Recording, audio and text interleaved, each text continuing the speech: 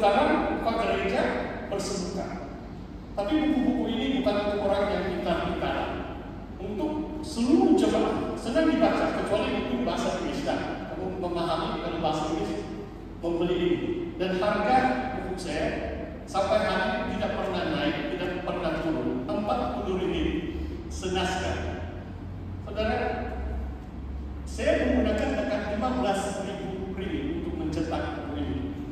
Dan buku-buku yang lain dekat 10.000. Ini bukan bisnis, ini adalah untuk melayani, memberkati secara rohani jemaat-jemaat Tuhan yang membacanya. Saudara, mari kita lihat di dalam firman Tuhan. Hari ini saya mau berkongsi satu tema, yaitu perkawinan anak domba. Saya mulai pembacaan kita dari kitab Wahyu, perkawinan anak domba.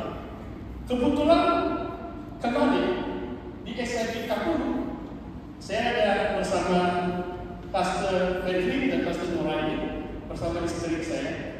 Kami sempat juga sampai di SIP Kapur, cukup jauh mencatat perjalanannya.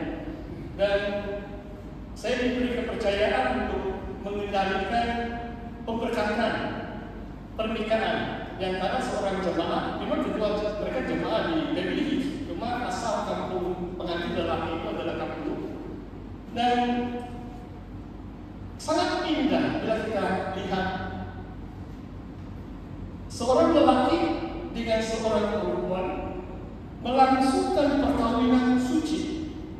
Dan saya sangat bangga dengan pasangan muda ini, karena jarang-jarang, walaupun saya pas nikah dulu banyak kali atur ini pernikahan, tapi mungkin saya ingat kali ini dari pertunangan, kaunseling pranikah, sampai daftar di pendaftaran, sampai kami kemarin di gereja, saya hadir. Wah, luar biasa. Saya rasa sukacita. Pastor mereka dapat bersama-sama pasangan ini. Jadi saya mendorong saudara dan saudari, kalau mau kawin, jumpa pastor, pemimpin dulu, ya. Biar mereka atur baik-baik. Saudara akan sangat bahagia melangsungkan perkawinan kudus di gereja Tuhan. Saudara, kita baca Wahyu 19. Dari ayat 6 ada air bah dan bunyi seperti deru burung. Dan kakaknya haleluya, karena Tuhan Allah kita yang Maha Kuasa telah menjadi Raja. Wahyu 19 ayat 6. Saya tidak menggunakan slide, jadi silakan buka handphone atau kitab kita masing-masing. Ayat 7. Marilah kita bersukacita dan bersorak-sorak dan memuliakan Dia, karena hari perkawinan anak domba telah tiba dan pengantinnya telah siap sedia. Saudara, di antara metafora utama berbicara tentang kedatangan Tuhan Yesus yang kedua kalinya ke dalam dunia ini adalah perkawinan anak domba. Maksudnya waktu saudara dan saya, kalau kita masih hidup, waktu Tuhan datang kedua kalinya, waktu kita diangkat menyongsong Tuhan di udara, itulah saat perkawinan anak domba. Sebab buat kali pertama sejak 2000 tahun yang lalu sampai hari ini, kita hanya lihat Yesus dalam roh, kan? Kedatangannya kedua kali adalah kali pertama umat percaya melihat Yesus bersemuka. Kita akan bersatu dengan Tuhan untuk selama-lamanya dalam perkawinan anak domba di udara, menyongsong Tuhan datang kembali di dunia ke Yerusalem dan bermulanya kerajaan Salibutama. Sebenarnya tesis kedoktoran saya adalah dalam kitab Wahyu, tapi hari ini saya bukan cerita akhir zaman. Oh, luar biasa. Dan pengantinnya telah siap sedia. Siapa ini pengantin? Saudara dan saya. Gereja Tuhan akhir zaman adalah pengantin Tuhan. Jadi pertanyaan kita di sini adalah, adakah kita siap sedia masuk dalam perkawinan anak domba? Beberapa tahun yang lalu saya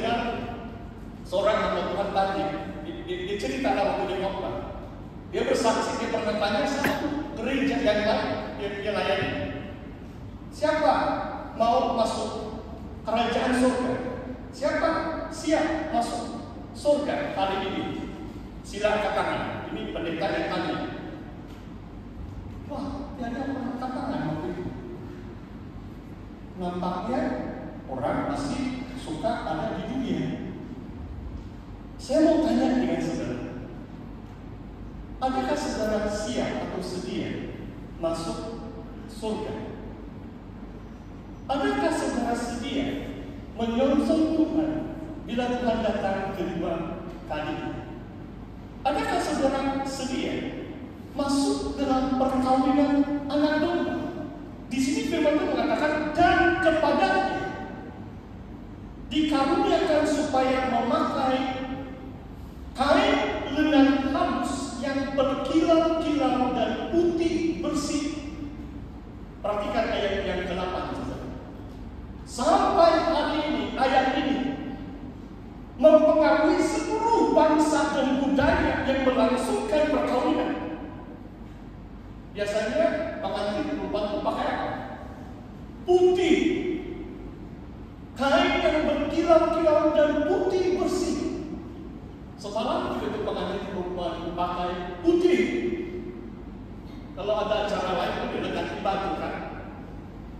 Tapi pakaian pengantin ini adalah putih.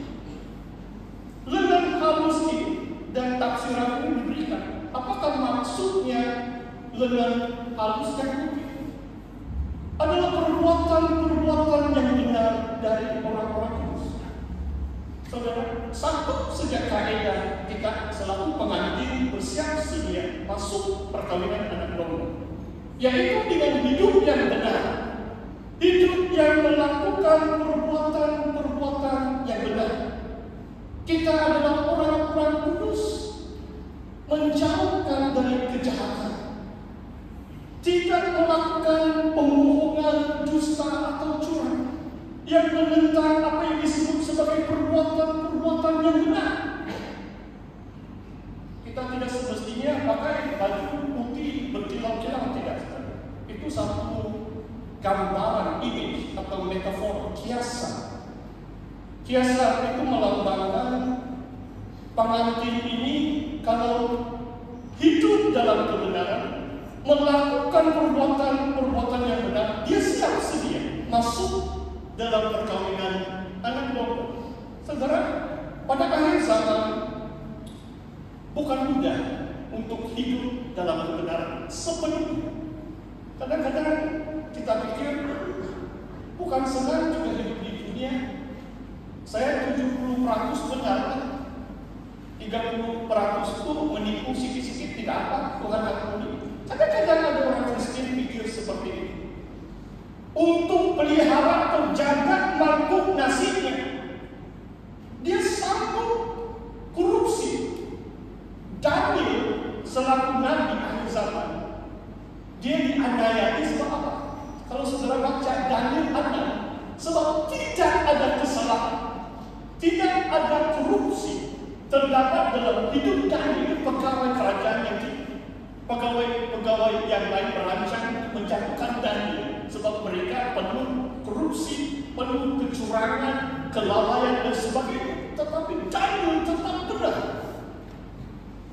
Bila dilarang untuk membuat permohonan atau berdoa kepada mana-mana ilah, dia tetap buka jendelanya menghadap Yerusalem dan berdoa 3 kali sehari. Mungkin kita katakan dia kurang bijaksana.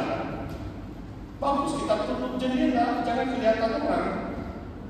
Bagus kita berdoa dalam hati, jangan kedengaran atau kelihatan oleh pegawai raja yang lain, tapi jangan tidak kompromi. Penyembahannya adalah secara terbuka.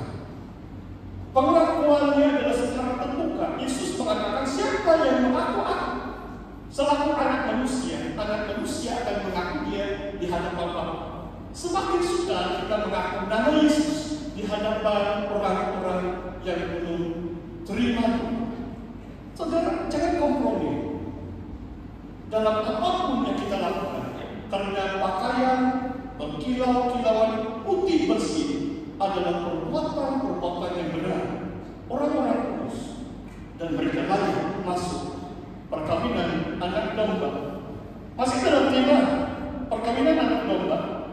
Saudara, kita lihat beberapa teks yang lain. Sekarang kita lihat 2 Korintus bab 11. Saya bacakan dari ayat yang kedua. Ini kata Rasul Paulus mengenai keadaan di Korintus, jemaat di Korintus. 2 Korintus 11 ayat 2. Sebab aku cemburu kepada kamu dengan cemburu ilahi. Paulus menyatakan perasaannya. Dia merasakan cemburu terhadap jemaat di Korintus, tapi bukan cemburu biasa-biasa ataupun manusiawi. Cemburu ilahi, divine jealousy. Karena aku telah mempergunakan kamu kepada satu laki-laki untuk membawa kamu sebagai perawan suci kepada Kristus. Perhatikan saudara. Selaku hamba Tuhan, Rasul Paulus ada tugas yang khas. Tuhan memanggil dia supaya mempersiapkan orang-orang kudus, orang yang percaya, supaya mereka dipersembahkan kepada Tuhan sebagai perawan suci. Saya terus baca ayat ketiga. Tetapi aku takut kalau pikiran kamu disesatkan dari kesetiaan kamu yang sejati kepada Kristus, sama seperti Hawa diperdayakan oleh ular itu dengan kelicikan. Sebab kamu sabar saja jika ada seorang datang memberitakan Yesus yang lain daripada yang telah kami beritakan. Ada Yesus yang lain, atau memberitakan kepada kamu roh yang lain daripada yang kamu telah terima. Ayat yang kelima. Tetapi menurut pendapatku, sedikit pun aku tidak kurang daripada rasul yang tak ada taranya ini. Saudara, mari kita perhatikan bagaimana jemaat boleh diperdayakan. Paulus menggunakan beberapa kiasan. Selama Tuhan belum datang, kita belum masuk perkawinan. Biasanya dalam konteks alamiah atau manusiawi, kita gunakan dalam tempo 6 bulan atau 3 bulan atau 1 tahun. Kalau berguna jangan lama-lama, nanti ada masalah. Haleluya. Tapi dalam pertunangan itu boleh berlaku masalah. Itulah Paulus katakan, aku telah mempertunankan kamu kepada seorang lelaki, mempelai lelaki itu Kristus Yesus.